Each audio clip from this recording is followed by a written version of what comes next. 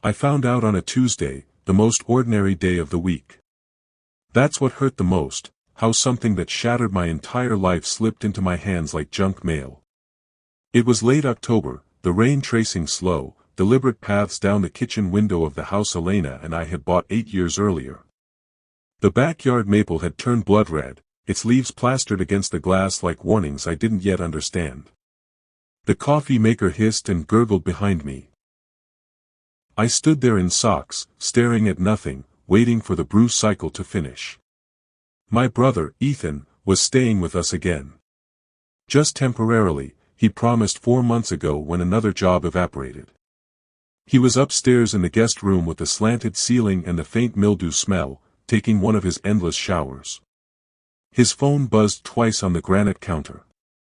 I didn't mean to look. But the screen lit up directly in my line of sight, and her name was unmistakable. Elena. Last night was a mistake, but I don't regret it. My wife. My twin brother. The word settled inside me like frost spreading across glass. No explosion, no collapse, no dramatic gasp. Just a quiet, permanent folding shut of something I hadn't realized was still open. Ethan and I had shared everything since the moment we were born, 3 minutes apart, me first, always the one who arrived neatly while he fought his way out. Same face, same dark hair, same storm gray eyes. But the world sorted us early. I was the one who slept through the night, who spoke in full sentences before 2, who brought home gold stars and teacher smiles. Ethan was the one who cried for hours, who climbed kitchen counters and scalded his arm at age 2, who needed extra everything, time, attention, patience. Our childhood home in suburban Ohio had a backyard that sloped gently down to a creek. Summers belonged to that creek. We built rafts from stolen pallets and old inner tubes, launched them after rainstorms, and watched them sink 20 feet from shore. I panicked and grabbed the muddy bank. Ethan hooped and splashed like the sinking was the best part. I drew the maps for our adventures on graph paper. He told the ghost stories in the tent at night, flashlight under his chin, voice low and thrilling. I was cautious, deliberate. He was fearless, electric. School widened the cracks. In first grade we sat side by side. I finished worksheets in neat rows. Ethan doodled monsters in the margins and lost his pencils daily. Teachers asked, gently but repeatedly, why he couldn't be more like me. Report cards became battle lines, my straight A's beside his C's and notes about potential not yet realized.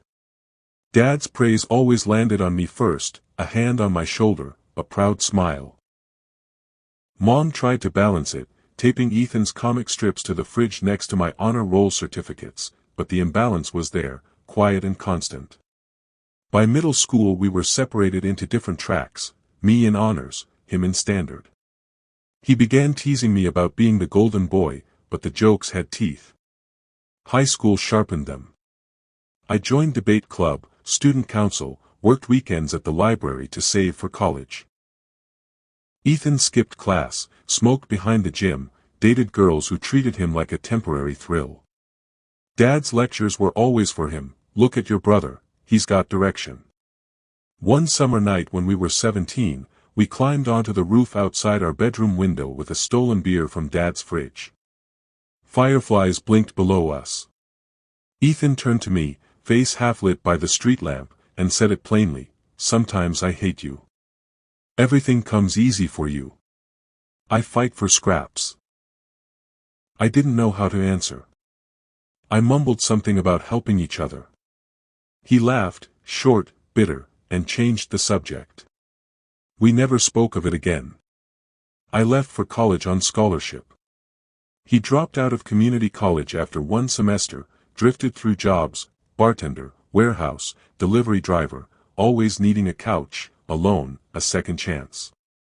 I gave them all, because he was my brother. My twin. The boy who once knew every secret I had, who shared my face and my history. And now he knew my wife in ways I never would again. I didn't confront them that Tuesday. I didn't scream or cry or smash the phone against the wall. I watched. I watched Elena smile across the dinner table that night, ask about my day, complain about her boss in the same animated way she always had. I watched Ethan avoid my eyes, laugh too loudly at her jokes, refill his wineglass too quickly. I watched the small, private touches. The brush of her fingers on his wrist when she passed the salt, the shared glance when they thought I was reading my phone. They thought they were clever. They thought I was oblivious. They didn't realize I'd been watching Ethan my whole life, measuring the distance between us, waiting for the day he'd finally reach across it and take something that was mine. So I gave them the space to do it. I started pulling away slowly, deliberately. Late nights at the office that stretched longer. Sudden, business trips that were really long drives to empty motels where I sat in silence and planned. At home I became distant, distracted, the husband who no longer noticed her new haircut or asked about her day with real curiosity. Elena grew anxious at first, cooking my favorite meals, wearing the lingerie I used to love, initiating sex with an urgency that felt desperate. When that failed, resentment crept in. She turned to Ethan more openly, right in front of me, as if daring me to notice. Ethan began to bloom under it. He stood straighter, dressed better, met my eyes again. The restless shadow I'd carried since childhood finally stepped into the light he thought he deserved. I documented everything. Screenshots of messages I accessed through his old passwords he'd never changed. Photos. Timestamps. Locations. A discreet motion-activated camera in the guest room. An app on his phone he'd asked me to fix one afternoon. They grew bolder, careless, convinced I was checked out, maybe even depressed. In December I decided it was time.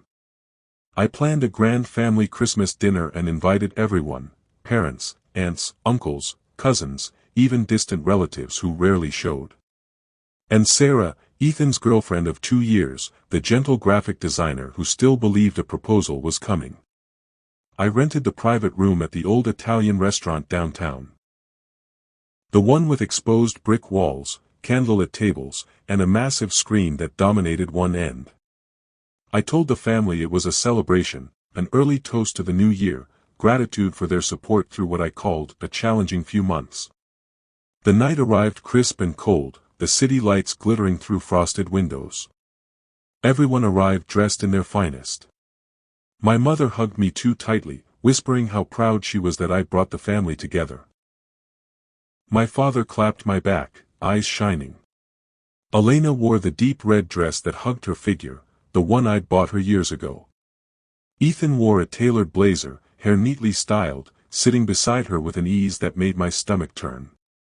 Dinner was exquisite, antipasti, handmade pasta, bottles of Barolo flowing freely. Laughter echoed off the brick. Stories from childhood, toasts to health and love and family. The room was warm with wine and affection. Dessert arrived. Tiramisu layered high, cannoli dripping with ricotta, espresso steaming in tiny cups. I waited until every fork was lifted, every glass refilled. Then I rose slowly from my seat at the head of the long table. The room quieted, smiles lingering as they turned to me. "I'd like to make a toast," I said, voice clear and warm, glass raised. "To the 2 people who have meant the most to me this year. My beautiful wife, Elena," I turned to her, she beamed up at me, eyes soft. "And my brother, Ethan. My twin. The person I've shared everything with since the day we were born." Ethan lifted his glass, grinning, confident. "I truly don't know what I'd do without your honesty." I smiled wider, tapped my phone against the small remote on the table. The lights in the room dimmed automatically, I'd arranged it with the manager beforehand. The massive screen behind me flared to life with a soft chime. The first image filled the wall. That original message, enlarged in stark white text on black. "Last night was a mistake, but I don't regret it." A collective intake of breath. Then the messages began to scroll, slowly, deliberately, one after another. Tender words. Secret plans. Declarations of love. Photos appeared next, Elena and Ethan in our kitchen, arms around each other. In our bed, sheets tangled, her head on his chest. A selfie from a hotel I'd never known about. Gasps rippled down the table. Silverware clattered. Someone's wineglass tipped, red spilling like blood across white linen. Elena's face drained of color.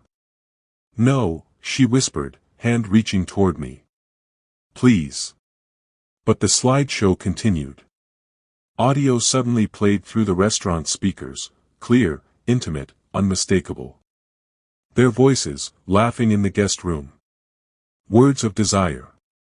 Words that sliced through the air like knives. Sarah let out a choked sob. She stood so violently her chair crashed backward, echoing in the sudden silence. She stared at Ethan, at the man she'd loved for 2 years, with raw, shattering betrayal.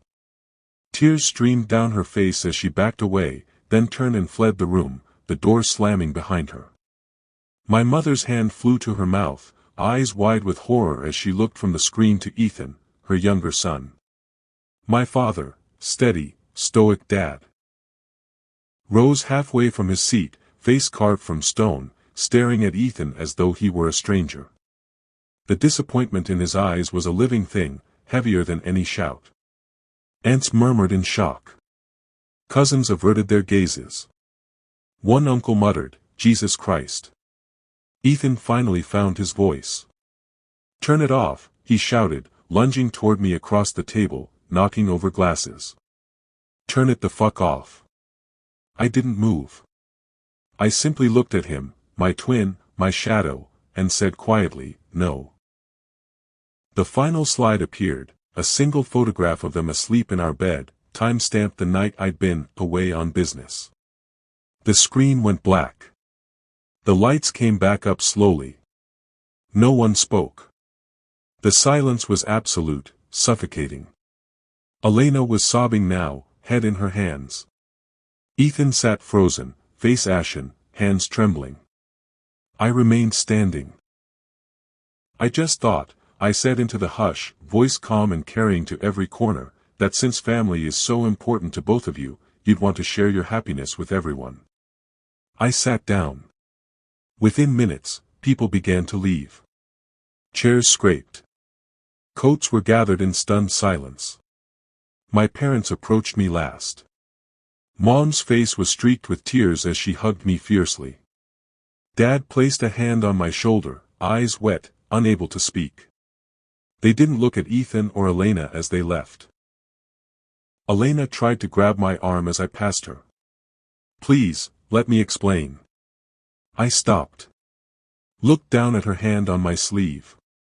She let go as if burned.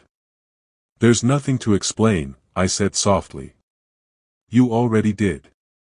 All of it." Ethan stood finally, voice cracking. "You didn't have to do this. You didn't have to destroy everything." I met his eyes, those eyes identical to mine, and for the first time, I saw fear in them. "You destroyed it," I said. "I just made sure everyone saw the wreckage." I walked out. The divorce was swift and surgical, I had documentation for everything.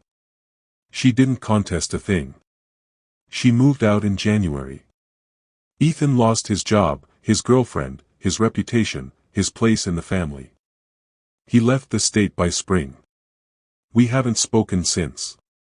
A year later Elena appeared at my door one rainy evening, eyes red, carrying apologies like fragile glass.